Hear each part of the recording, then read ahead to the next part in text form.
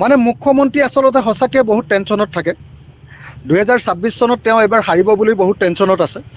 তেওঁৰ আকৌ পৰিয়ালৰ টেনশ্যনো আছে বহুত। পৰিয়ালত বহুত হাই কাজিয়া হৈ থাকে তেওঁ। গতিকে তেওঁ নিজে কৈছে যে যাৰ পৰিয়ালৰ হাই কাজিয়া হয় তেওঁলোকে অখিল গগৈ ফেচবুক চাব লাগে। মই ভাবোঁ যে তেওঁৰ আটাইতকৈ টেনশ্যনটো হ'ল যে 2026 চনত তেওঁ হাৰিব। গতিকে 2026 চনত হৰাৰ কাৰণে আটাইতকৈ বেছি নেৰেটিভ তৈয়াৰ কৰোঁ মই বিৰোধী পক্ষৰ পিনৰ পৰা।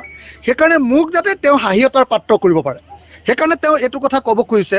মইতো ভাবোঁ যে অসমত আটাইতকৈ বেছি কোনোবাই যদি হাঁহিৰ খোৰাক যোগায় তেতিয়াহ'লে নিউজ লাইভ আৰু আপোনাৰ হেৰিয়ে জনায়, টাইম 8 জনায়, হয়নে নহয় কওক?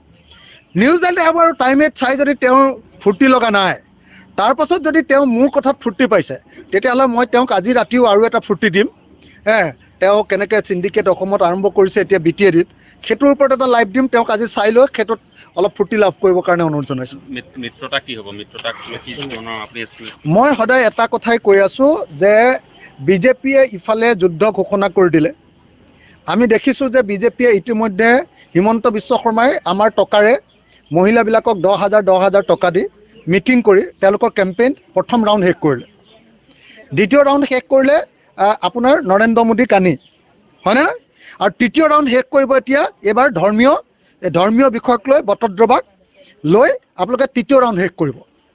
এতিয়া বিজেপিয়ে তৃতীয় ৰাউণ্ড শেষ কৰিবলৈ গৈ আছে, কিন্তু আমি ঐক্যবদ্ধভাৱে এতিয়ালৈকে বিজেপিৰ বিৰুদ্ধে আৰু এই চৰকাৰখনৰ দুৰ্নীতিৰ বিৰুদ্ধে মাত পাতিবৰ কাৰণে ঐক্যবদ্ধ হৈ আমি এলায়েন্সটো ঘোষণা কৰি দিব লাগিছিলে।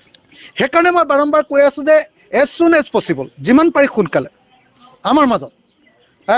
আমাৰ মাজত ঐক্যবদ্ধ হৈ বিজেপি বিৰোধী আমাৰ যি এলায়েন্স, সেই এলায়েন্স শক্তিশালী কৰিব লাগে, আগবঢ়াই লৈ যাব লাগে। আৰু যিমান পাৰি সোনকালে আমাৰ মাজত চিট বিতৰণ কৰি যুদ্ধৰ কাৰণে সাজু হ'ব লাগে আৰু বিজেপিক 2026 চনত ব্ৰহ্মপুত্ৰত উটুৱাই দিব লাগে। এইটোৱে কথা, বেলেগ একো কথা গুৰুত্ব দিয়া নাই আপুনি। এজ চুন এজ পচিবল কৈ আছে দেখোন। যিমান পাৰি সোনকালে সেইটো হ'ব লাগে। যদি গুৰুত্ব নিদিয়ে তেতিয়াহ'লে নিজৰ লোকচান। আমি একলগ হ'বই লাগিব, আৰু একলগ হোৱাৰ বিনে কোনো বিকল্প নাই। আমি সকলো মানুহে একলগ হৈ দিয়াৰ লগে লগে অসমত এটা মেজিক হৈ যাব। হিমন্ত বিশ্ব শৰ্মাৰ বিৰুদ্ধে মানুহ জাগি উঠিব যিদিনাই একলগ হৈ দিব। আপোনালোকে চাব নিজে।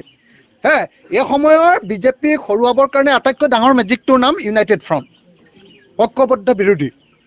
আৰু সেইটো যিদিনাই হ'ব, সেইদিনাই অসমত ৰাজনৈতিক পট পৰিৱৰ্তন হ'ব। আৰু সেইদিনাই হিমন্ত বিশ্ব শৰ্মাই এতিয়া মোৰ লাইফ চাই তেওঁ টোপনি গৈছে, তেতিয়া তেওঁ মোৰ লাইফ চাই ছুইচাইড কৰিবলৈ আগবাঢ়ি যাব। ঐক্যবদ্ধ নহয়, ঐক্যবদ্ধ হ'মেই হোৱাটো খাটাং 100% হ'ম। যদি অকলে খেলিব বিচাৰে 100% হ'ম। আৰু যদি কোনোবাই অকলে খেলিব খোজে তেতিয়াহ'লে ছুইচাইড কৰা হ'ব।